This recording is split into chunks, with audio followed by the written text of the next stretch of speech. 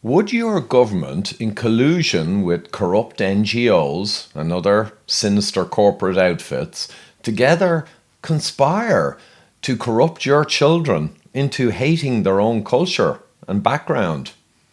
Hardly. Well, let's take a look. Well, you can see by the splash screen, there's a kind of kerfuffle going on, an outrage over a vile portrayal of Irish family in SPHE schoolbook. So what's it all about?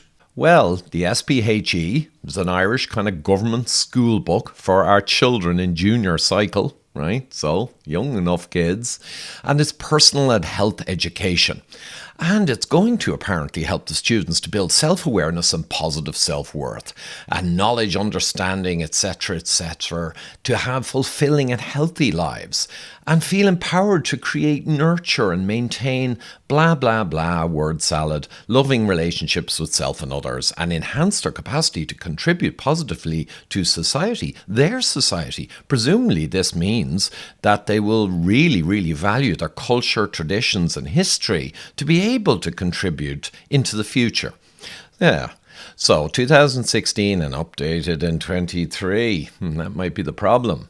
And here is the family, the Irish family, right? Look at them all in the old Aran sweaters and, they're kind of backward a bit. Obviously, this is the insinuation. And even the cow looks disgusted at the whole thing. So this art is very carefully nuanced and construed. But basically the description with the picture of the Irish family is seething with negativity and insinuation. They only eat bacon and cabbage. They don't mix with anyone. And it's a full description of kind of atavistic, something we need to get rid of. And we see these people who create this propaganda. So back in the 1800s, the British, who dominated Ireland, had a non-stop torrent of cartoons like this. Always the same insinuation. These people are backward. These people are kind of to be despised.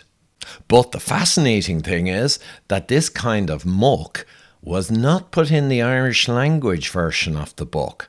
So a smaller percentage of Irish schools speak the Irish language and do everything through the Irish language, and they'd be pretty aware of their culture. So this crowd of goons who made this book specifically didn't put this abomination in the Irish language version. And there you have it, smoking gun. They knew what they were producing was vile. And they didn't want certain groups of people to pick up on it and push back on it. So here's the actual page from the book, from the Gript article, and I won't read through it, but you can freeze screen there, and it's like I described. So they're basically pointing at any families that are very traditional and don't trust the government media. I mean, they put everything in here, every trope, right? That basically these people are backward, and that's family A. We see you. But family B is all fantastic at the Colosseum and it's brilliant and they all eat all different kinds of food and yada yada yada, virtue signaling word salad. So family A and family B. Then they say to the kiddies, name any advantages you can think about being part of family A. Right? I wouldn't say they spend much time on that. Name any disadvantages you can think about being part of family A. So they're asking the kids, pushing the kids to say their own traditions are junk. And it gets worse. Which family is more inclusive? Do you think it's a good or bad thing for that family? So they're bringing them along. And after your class, share your answers. Cultural revolution, anyone? You have to stand up and deny yourself and your family. So they're going to publicly tease it out, name and shame. Yep, that's what this guy did, and that's what they always do.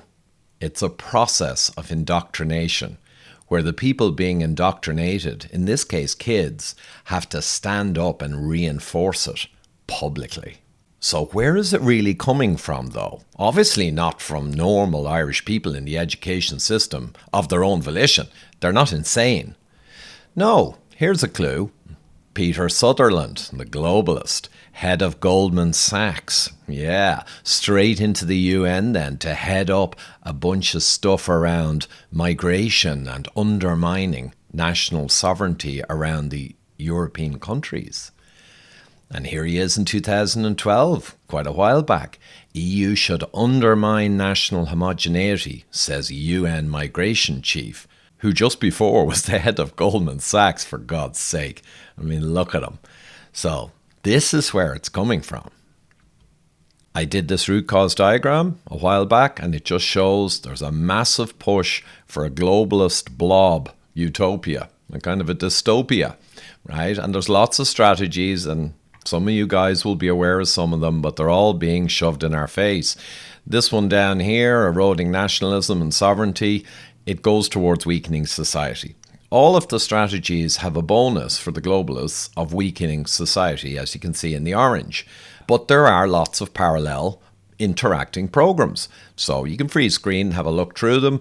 Ideal to put this on your fridge or bring it to the pub and discuss it. It's all about talking about this stuff and showing up where it's coming from. I did a podcast yesterday on another debacle in Ireland, Enoch Burke's story, and absolute madness that's going on here particularly, but all across the West. So you can click on that video below. And I'm going to give an example using this kind of trans stuff to show how they do this. So this is December 19 and it's Spectator. Fantastic article. I'll put the link below. But basically a document was published, 64 pages, and it advises activists how to undermine democracy. And it's the work of Dentons, which is the world's biggest law firm, Reuters Foundation, of course. And they're going on and on about how you get in change in society. And in the words of the report, it is recognised that the requirement for parental consent or the consent of a legal guardian can be restrictive and problematic for minors. They say for minors. They mean for their own agenda. You might think that the very purpose of parenting is in part to restrict the choices of children who cannot by definition make fully informed adult choices on their own. But that is not the stance of the report. And these are the words, obviously, of James. This is sinister in the extreme, obviously, that they want to take away the parent's natural role. And it suggests that states should take action against parents who are obstructing the free development of a young trans person's identity in refusing to give parental authorization when required for surgery and drug treatments and puberty blockers for a kid, right? It's all in this article. So basically, in short, it was a handbook for lobbying groups that want to remove parental consent over significant, very significant aspects of their children's lives. And it was written by an international law firm and backed by one of the world's biggest charitable foundations. So all of this stuff is tops down. Another piece in the report, while cultural and political factors play a key role in the approach to be taken, there are certain techniques that emerge as being effective in progressing trans rights in the good practice countries, the indoctrinated countries. Among those techniques, get ahead of the government agenda. What does that mean? Here it is in more detail. In many of the NGO advocacy campaigns we studied, there were clear benefits where NGOs managed to get ahead of the government, publish progressive legislative proposal before the government had time to develop their own. NGOs need to intervene early in the legislative process and ideally before it has even started. This will give them far greater ability to shape the government agenda and the ultimate proposal than if they intervene after the government has started to democratically discuss its own proposals. I'm paraphrasing there. Anyway, here's another tip from the document. Tie your campaign to more popular reform. For example, in Ireland, Denmark and Norway, changes to the law on legal gender recognition were put through at the same time as other more popular reforms, such as marriage equality legislation.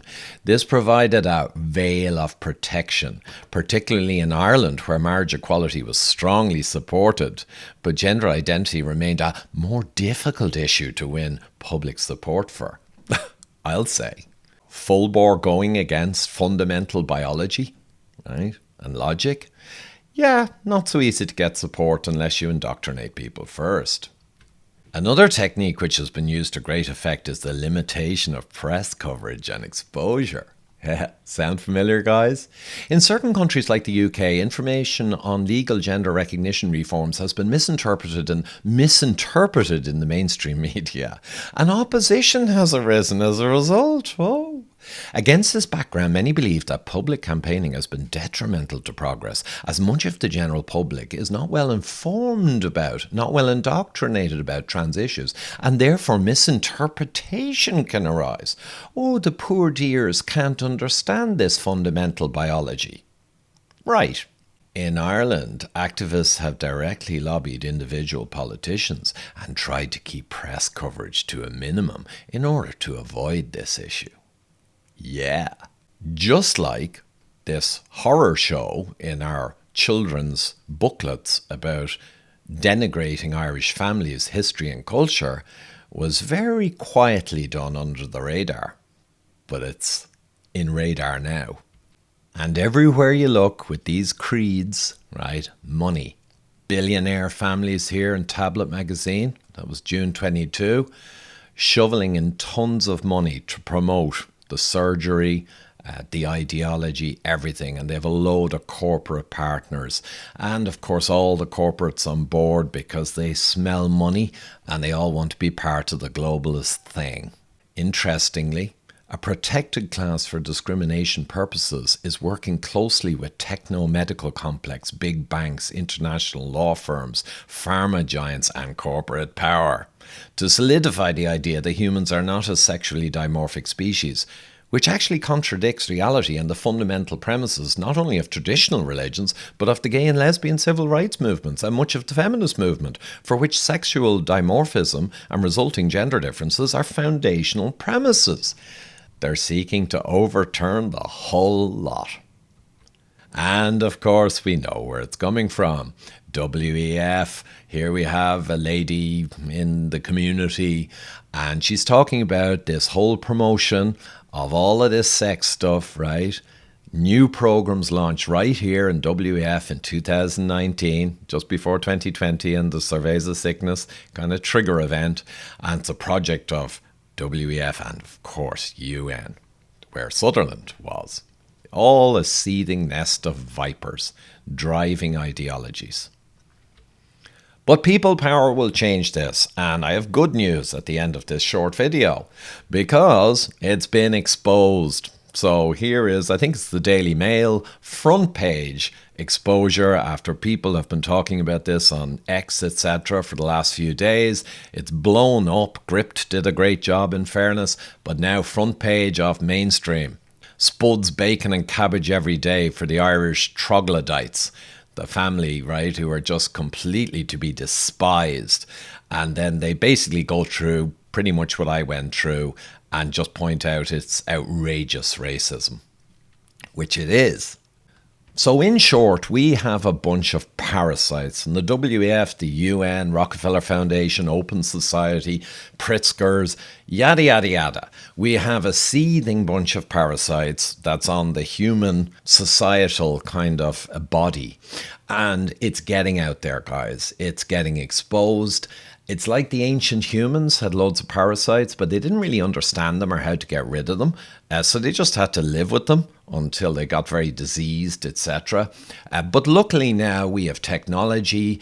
We all are able to talk to each other. We've got a tiny sliver of the press or the media are still willing to cover real news, which is nice. And social media and all the other platforms springing up and excellent freedom groups are highlighting and putting sunlight and a bit of good UV onto these parasites and drying them up. So here's to a better future, and let's all work together on it.